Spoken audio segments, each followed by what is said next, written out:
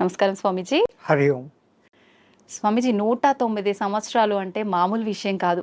నేనైతే first time చూస్తున్నా. నిజంగా మీకు ధన్యవాదాలు స్వామీజీ. ఇప్పుడు ప్రస్తుతం ఉన్న సమాజంలో రకరకాల ఆరోగ్య సమస్యలు, ఎంత ఆరోగ్యంగా ఉన్న వాళ్ళైనా 40-60కి మించి వాళ్ళ జీవనం కొనసాగించే వాళ్ళ సంఖ్య చాలా తక్కువగా ఉంటుంది. అసలు ఎలా సాధ్యపడుతుంది స్వామీజీ? ధ్యానం చేయడం వల్ల ఆయుర్దాయం అనేది పెరిగే అవకాశం ఉంటుందా? గం గణపతియే నమః, ఐం సరస్వతియే నమః, శ్రీ గురుభ్యో నమః. మా గురుగారు అయినటువంటి మహంత్ హిమాలయ గిరిజీ మహారాజ్ వారి పాదపద్మములను మనసులో స్మరించుకొని వీక్షిస్తున్న టీవీ ప్రేక్షకులకు శుభము మంగళము జరగాలని కోరుకుంటూ, మనిషి ఆయురార్థం మనిషి చేతిలోనే ఉంది. బ్రహ్మ ఏదో రాశాడు అంటారు, ఎక్స్పైరీ డేటు, డిస్పాచ్ డేటు అని. అది ఒక విధంగా కరెక్ట్ అయినప్పటికీ దాన్ని మార్చుకోగలిగిన శక్తి కూడా ఆ పరమాత్ముడే యోగము అనే దాని మీద మనకి ఇచ్చాడు. ఒక యోగ సాధన, సిస్టమేటికల్ లైఫ్, ఏ టైంలో ఏం తినాలా, ఎంత తినాలా, ఆ పద్ధతులన్నీ ఉండి ఒక గురువు నేర్పించినాడు. ఆ నేర్పించిన సిస్టమ్ ఈ రోజు వరకు తూచా తప్పకుండా పాటిస్తూ ఉంటే 109 కర్మ ఇంకా ఎన్నాళ్ళైనా బతకవచ్చు. మీకు అందరికి బాగా తెలిసి ఉంటుంది, ఒక 2 ఏళ్ల కింద పద్మశ్రీ అవార్డులు ఇచ్చినప్పుడు శివానంద అనే ఒక యోగా మాస్టర్ సరస్వతి ఘాట్ దగ్గర ఉంటాడు కాశీలో. ఈ రోజుకు యోగా నడుపుతున్నాడు ఆయన. ఆ యోగా చేస్తాడు. He is 124 years on the day which he is taking award. తీసుకున్నప్పుడు ఆయనకు 123, ఇప్పుడు 125. మీ లోపల ఇక్కడ లౌకికంలో తిరుగుతున్న వాళ్ళలో ఆయన మీకు కనపడతాడు. మహామహా యోగులు కొంతమంది వాళ్ళ వయసు ఇంత అని వాళ్ళకు తెలీదు, వాళ్ళ డిసిపుల్స్ కూడా తెలియదు. మరి హిమాలయాలలో ఉండి తపస్సులు చేసుకుంటున్న వాళ్ళు అట్లే ఉన్నారు. సో ఈ ఏజ్ను, ఈ కట్టెను, ఉపాధిని కాపాడుకునే రహస్యాలు గురువు ద్వారా వస్తాయి. ఆ గురువు చెప్పింది తూచా తప్పక చేసినప్పుడే అది స్టాండర్డ్గా ఉంటాయి. కానీ గురువు చెప్పాడు నేను చేయలేదు అంటే ఏం లేదు.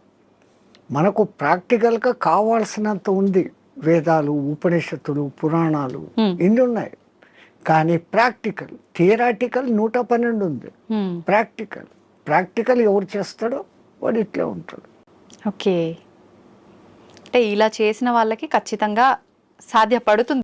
ఎవరైనా బతికేది 120 ఏళ్ళ ఆయురార్థం అనేది పరమాత్ముడు ఇచ్చింది. మనంతకు మనమే ఒక 20 ఏళ్ళు పోగొట్టుకుంటున్నాం. ఎట్లా అంటే పెద్దవాళ్ళ దగ్గరికి పోయి మనం నమస్తే పెడితే ఆయన శతమానం భవతి అంటాడు. 120 ఏళ్ళు భవతి అనడం లేదు. అక్కడే 120 ఏళ్ళు పోయింది. ఈ ఉన్న 100 ఏళ్లలో 50 ఏళ్ళు నిద్ర, 15-16 ఏళ్ల వరకు ఏమీ తెలియని బాల్యం, 80-90 వచ్చినప్పటి నుంచి నట్టుబోట్లు లూజ్ అయ్యి అదొక 10 ఏళ్ళు. 100 ఏళ్ళు బతికినా దాంట్లో వాడి నిజమైన బతుకు 15-20 ఏళ్ళు మాత్రమే. ఎవరికి నచ్చినట్టు మళ్ళీ దాంట్లో అక్కడికి యాత్రలు, ఇక్కడికి ప్రయాణాలు, ట్రాన్స్పోర్ట్, టీవీలు చూడాలు, సినిమాలకు పోవడాలు, ఆ గంటలంతా తీసేస్తే అది ఒక 5-6 గంటలు. అది నిజమైన మనిషి బతుకు ఎట్లా ఉండాలా అనేది అక్కడ ఉంది. ఎంతసేపు నిద్రపోవాలా, ఎంతసేపు మేలుకోవాలా.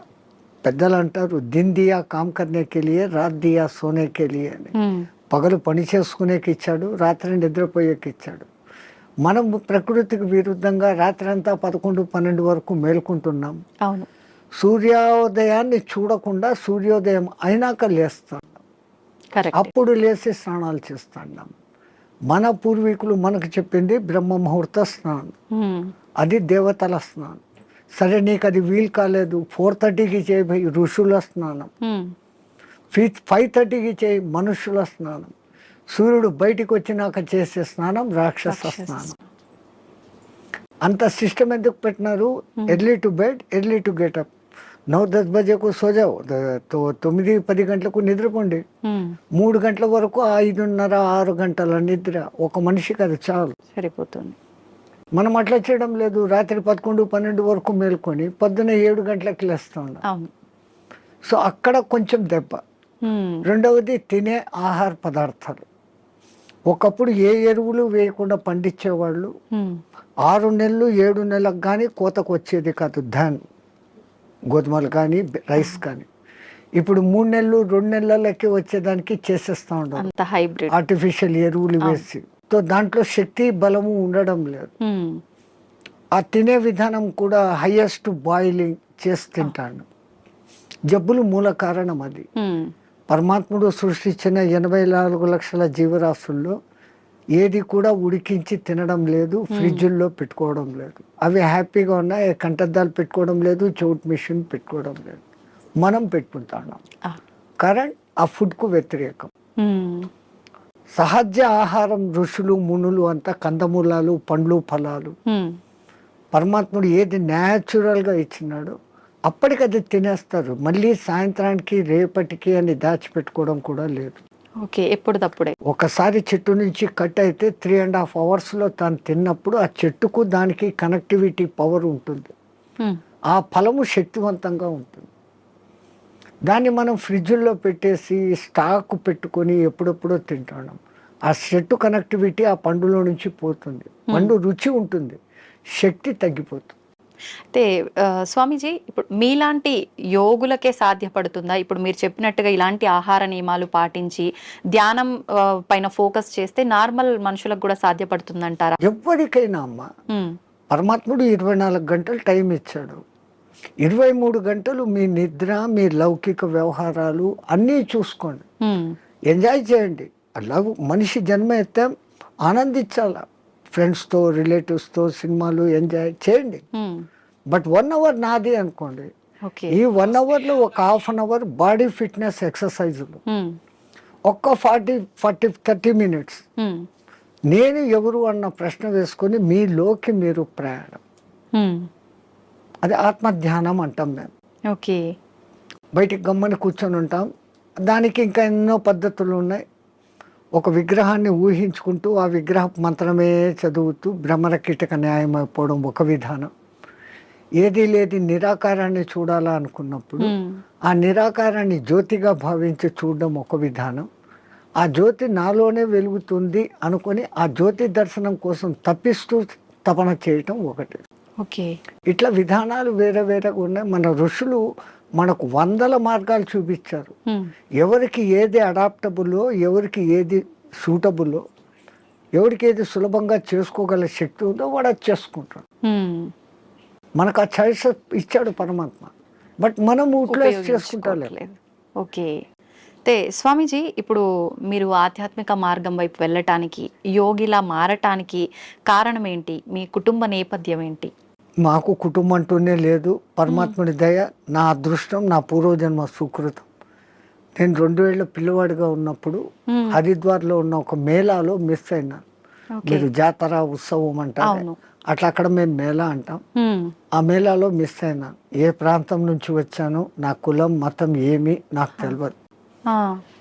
బై మిస్టేక్ తప్పిపోయినానో, మా తల్లిదండ్రులకు బరువై నన్ను వదిలిపెట్టారో, ఏ కారణమైనా నాకేదో పూర్వజన్మ పుణ్యం ఉండబట్టి మా గురువు గారు అనే మహంత్ హిమాలయ గిరిజీ మహారాజ్ వారు తన స్థానం రుద్రప్రయాగ నుంచి ఆ మేళాకు వచ్చి ఉండి నన్ను చూసి చేరదీశారు.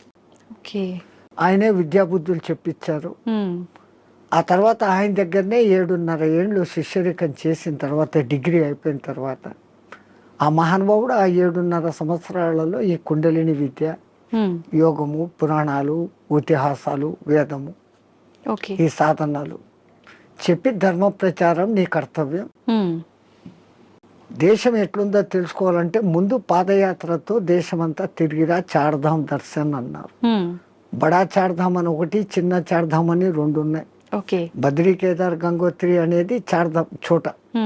బడాది బద్రీ నుంచి పూరి జగన్నాథ్, రామేశ్వరం, ద్వారకా నుంచి స్వస్థానం. అంటే ఒక్క కాశ్మీర్ విడిచిపెట్టి మిగతా మన దేశం అంతా ఒక చక్కర కొడతాం.